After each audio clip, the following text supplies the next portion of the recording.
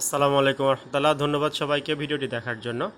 আমি মোহাম্মদ আল ইমরান আছি আপনাদের সাথে। সো আজকে আমরা দুইটা ইম্পর্ট্যান্ট বিষয় নিয়ে আলোচনা করব। একটা হচ্ছে অ্যাডভার্ব আর একটা হচ্ছে ইনডিফিনিট প্রোনাউন্স। সো এই দুইটা আমাদের স্পোকেনের জন্য খুবই গুরুত্বপূর্ণ। আমি আশা করব যে আপনারা প্রথম থেকে যদি শেষ পর্যন্ত ভিডিওটি দেখেন সো ডেফিনেটলি অ্যাডভার্ব এবং ইনডিফিনিট প্রোনাউন্স সম্পর্কে ক্লিয়ার কনসেপ্ট পাবেন। সো আমি মূল আলোচনায় চলে যাচ্ছি। এখানে প্রথমে আমরা অ্যাডভার্ব নিয়ে আলোচনা করি, যেটা আমাদের স্পিকিংয়ের জন্য খুব ইম্পর্টেন্ট। সো অ্যাডভার্ব, দেখেন এই শব্দটাকে যদি আমরা ভেঙে দিই তাহলে কি আসবে? Add plus verb. So verb আমরা জানি কোনো কাজ। সো এই কাজটা কিভাবে হবে, এই কিভাবে হওয়া কাকে আমরা বলি হচ্ছে অ্যাডভার্ব। মানে ভার্বের অবস্থানটা বোঝানোর জন্য, ভার্ব কিভাবে হচ্ছে, কখন হচ্ছে। যেমন তার ডান দিকে যেমন উপরে 4টা প্রশ্ন আছে, যে কখন, কোথায়, কিভাবে, অথবা কতবার, কতটুকু। এই প্রশ্ন হোয়েন, হোয়ার, হাউ ওফেন এবং হাউ মাচ, এই কয়টা দিয়ে যদি আমরা ভার্বকে প্রশ্ন করি তাহলে কিন্তু ওখান থেকে আমরা অ্যাডভার্ব পেয়ে যাব। সো ভার্বের অবস্থানটা বোঝানোর জন্য কিন্তু আমরা অ্যাডভার্ব ব্যবহার করি। এরপরে দেখেন আমাদের প্রথম যে এল ওয়াই দ্বারা রুলসটা বাম দিকে, যেমন ক্লিয়ার মানে স্পষ্ট। সো ক্লিয়ারলি যখন আমরা বলবো তখন হচ্ছে স্পষ্টভাবে, অথবা আমরা খুবই স্পষ্টভাবে বোঝাবে ক্লিয়ারলি। দেন পোলাইট, পোলাইট মানে হচ্ছে নম্রভদ্র, তো পোলাইটলি। এল ওয়াই আমরা কিন্তু দেখবেন যে 90% অ্যাডভার্বের পরে কিন্তু এল ওয়াই থাকে। সো আমরা এল ওয়াই থাকলে বেশিরভাগ ক্ষেত্রে মনে করতে পারি যে এটা অ্যাডভার্ব, তবে 10% থাকে একটু ব্যতিক্রম ধরবে। এরপরে সাইলেন্টলি, মানে সাইলেন্ট মানে নীরবভাবে, কোনো শোরগোল নাই এরকম। সো সাইলেন্টলি মানে একেবারে সাইলেন্টলি আমরা কোনো কাজটা করে ফেলি। এরপরে আমাদের কোনো ওয়ার্ডের শেষে যেমন ফুল শব্দের আছে, যেমন বিউটিফুল। বিউটিফুলের লাস্টের যে 3টা ওয়ার্ড সেটা উচ্চারণ কিন্তু ফুল। সো ফুল যখন থাকবে লাস্টের ওয়ার্ডে, এটাকে যদি আপনি অ্যাডভার্ব করতে যান ডেফিনেটলি আপনাকে এই ফুল আছে সাথে এল ওয়াই যোগ করে দিতে হবে। আমরা জানি এমনিতেই যে এল ওয়াই যোগ করতে হয়, তাহলে বিউটিফুলি। সো ডাবল এল এখানে দেখেন হচ্ছে কেয়ারফুলি এবং সাকসেসফুলি, সবগুলো কিন্তু এল ওয়াই আমরা যুক্ত করে দিচ্ছি অন্যটার মতোই। এরপরে কোনো শব্দের শেষে যদি শুধু ওয়াই থাকে, শুধু ওয়াই, তাহলে আমরা কী করবো? ওয়াইটাকে উঠায় দিয়ে আমরা আই এল ওয়াই এটা যুক্ত করে দেব। যেমন অ্যাংরি, ANG আর ওয়াই ছিল, সে এই লাস্টের ওয়াইটাকে আমরা বাদ দিচ্ছি এবং সাথে ILY মানে অ্যাংরিলি, রাগান্বিতভাবে কাজটা করছিলাম এরকম।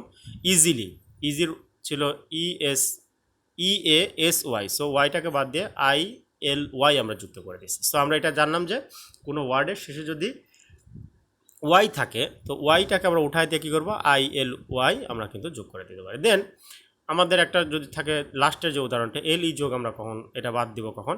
Simple, SIMPLE। সো ওয়াইটা না থেকে আবার ইটা আছে, মানে LE আছে, তাহলে আমরা কি করব? তাহলে ওই ইটাকে বাদ দিয়ে আমরা শুধুমাত্র ওয়াই যুক্ত করে দিলে কিন্তু আমাদের হয়ে যাবে। যেমন সিম্পলের লাস্টের ওয়ার্ডটা অক্ষরটা ছিল ই, আমরা বাদ দিয়ে সিম্পলি। টেরিবলের ই ছিল টেরিবলি অথবা হরিবলি। সো এইভাবে আমরা কিন্তু আমাদের অ্যাডভার্ব তৈরি করতে পারি। এখন যেমন দেখেন যে আমরা ভার্ব কীভাবে হচ্ছে এটা বোঝানো, উদাহরণ হিসেবে বাম দিকে আছে 3টা উদাহরণ। হি ড্রভ কেয়ারফুলি, মানে ড্রাইভের ফার্স্ট ফর্মটা হচ্ছে ড্রভ, মানে সে চালিয়েছিল। আমরা এখানে বলতে পারি যে he drove carefully the car carefully. So এই সে কীভাবে ড্রাইভ করেছিল এটাকে প্রকাশ করতেছে কিন্তু কেয়ারফুলি, যে খুব সতর্কতার সাথে। অথবা দ্য বাস স্টপড সাডেনলি, মানে স্টপড মানে বন্ধ করেছিল অথবা করে হয়েছিল, সাডেনলি মানে হঠাৎ করে। সো সাডেনলি এটা আমাদের অ্যাডভার্ব। তারপরে উই অ্যাট ডিনার কুইকলি, মানে আমরা খেয়েছিলাম খুব তাড়াতাড়ি, কুইকলি। সো এই যে আমরা খেয়েছিলাম, কারণে ভার্বটাকে মডিফাই করার জন্য অথবা ভার্বের অবস্থা প্রকাশ করার জন্য কিন্তু আমরা অ্যাডভার্ব ব্যবহার করতেছি। তো আমরা জানলাম যে কিভাবে অ্যাডভার্ব তৈরি করতে হয়। আমরা 4টা রুলস এখানে জানলাম। প্রথম হচ্ছে আমরা যে কোনো সিম্পলভাবে যে কোনো ভার্বেরকে যদি প্রকাশ করতে চাই এর সাথে শুধুমাত্র ওয়াই লাগাই দিলেই কিন্তু হয়ে যাচ্ছে, LY 90% LY দ্বারাই হয়। তারপরে ফুল যেগুলো শেষে থাকবে ওয়ার্ডের, শুধুমাত্র আরেকটা LY যুক্ত করে কিন্তু আমরা তাকে অ্যাডভার্ব করতে পারি। দেন কোনোটা শেষে যদি শুধু ওয়াই থাকে অক্ষরের, ওইটাকে ওয়াইটাকে বাদ দিয়ে আমরা ILY যুক্ত করেও কিন্তু অ্যাডভার্বটা আমরা প্রকাশ করতে পারি, যেমন অ্যাংরিলি। দেন যদি কোনো শব্দের শেষে LE থাকে তাহলে এই ইটাকে বাদ দিয়ে আমরা ওয়াই যুক্ত করেও কিন্তু করতে পারি, যেটা সিম্পলি। এরপরে দেখেন কিছু কিছু ক্ষেত্রে অ্যাডজেক্টিভ এবং অ্যাডভার্ব সেম থাকে, ডান দিকের কর্নারের উদাহরণটা দেওয়া আছে। সো অ্যাডজেক্টিভ মানে তো আমরা জানি যে কোনো বস্তুর দোষগুণ অবস্থা প্রকাশের ক্ষেত্রে কিন্তু বোঝায়, যেমন এটা হচ্ছে নাউন বা প্রোনাউনের দোষগুণ অবস্থা কিন্তু বোঝায়। সো কিছু ক্ষেত্রে আমরা জানি, যেমন এখানে উদাহরণ দিয়েছে গুড ইংলিশ। গুড ইংলিশ যখন লিখবেন তখন কিন্তু এটা অ্যাডজেক্টিভ আগে চলে আসছে, ঠিক আছে। আর অ্যাডভার্ব প্রকাশ যখন করবেন, English well, his English is well, so এটা কিন্তু অ্যাডভার্ব প্রকাশ করতেছে ওয়েল দ্বারা। এরপরে আমরা ফাস্ট, আর্লি অ্যান্ড হার্ড, এটাই কিন্তু সবগুলো অ্যাডজেক্টিভও হয় আবার অ্যাডভার্ব হয়। সো আমরা এটা একটু মনে রাখলে আমাদের অ্যাডভার্ব সম্পর্কে কোনো প্রবলেম থাকবে না আশা করি। এরপরে আমাদের ইনডিফিনিট প্রোনাউন্স, আমরা জানি প্রোনাউন্স কোনগুলা, নাউন বা নাউনের পরিবর্তে যেগুলো আমরা ব্যবহার করি, যেমন mister Rafiq is a teacher. So mister রফিকের পরিবর্তে যদি আমরা বারবার রফিক ব্যবহার করতেছি, Rafiq, mister Rafiq is a teacher, mister Rafiq is from Bogura, so এইভাবে কিন্তু বারবার রফিক বলতে খারাপ লাগে, তখন আমরা কি বলি, হি ইউজ করি। Mister Rafiq is a teacher, lecturer, and mister Rafiq না ব্যবহার করে বলতেছে হি ইজ ফ্রম বগুড়া, তার মানে সে বগুড়া থেকে, বগুড়ার তার বাসা হচ্ছে বগুড়া। সো এই যে রফিকের পরিবর্তে যেটা ব্যবহার করলে এটাই হচ্ছে প্রোনাউন। সো কিছু প্রোনাউন আছে যেগুলা আমরা সিঙ্গুলার হিসেবে সবসময়, এটা আমরা মেমোরাইজ করে ফেলবো, বোঝার কিছু নাই, কারণ এরা সারা জীবন সিঙ্গুলারই থাকবে। যেমন বাম দিকে যে সিঙ্গুলারগুলো আছে, everybody, everyday, everyone, everything. So এই তিনটা যেমন প্রথমে এভরি দিয়ে শুরু হয়েছে, তারপরে এনিবডি, সামবডি, মানে আপনার একটা কথা মনে রাখতে পারেন, বডি থাকলে এটা হচ্ছে সিঙ্গুলার হিসেবে থাকবে। এরপরে আছে সামথিং, এভরিথিং যেমন সিঙ্গুলার, সামথিং মানেও আমার সিঙ্গুলার। সো আমাদের থিং আসলো, আমরা মনে করতেছি যে এটা হচ্ছে সিঙ্গুলার।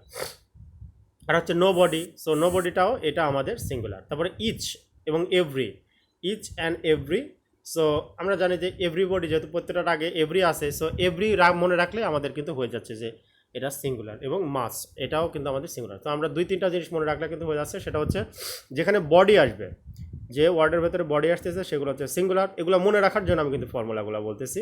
তারপরে অ্যানি যদি আসে, অ্যানি, ইচ, এগুলো আসলেও কিন্তু আমাদের সিঙ্গুলার। এবং আরেকটা আসলে থিং, সামথিং, এনিথিং, সো এগুলো সিঙ্গুলার। তারপরে প্লুরাল হিসেবে যেমন চারটার উদাহরণ দেওয়া আছে, এগুলাই বেশি থাকে প্লুরাল, যেমন সেভারেল মানে অনেকগুলা, ফিউ মানে প্লুরাল, মেনি প্লুরাল, আদার্স মানে প্লুরাল। সো এই চারটাই হচ্ছে প্লুরাল।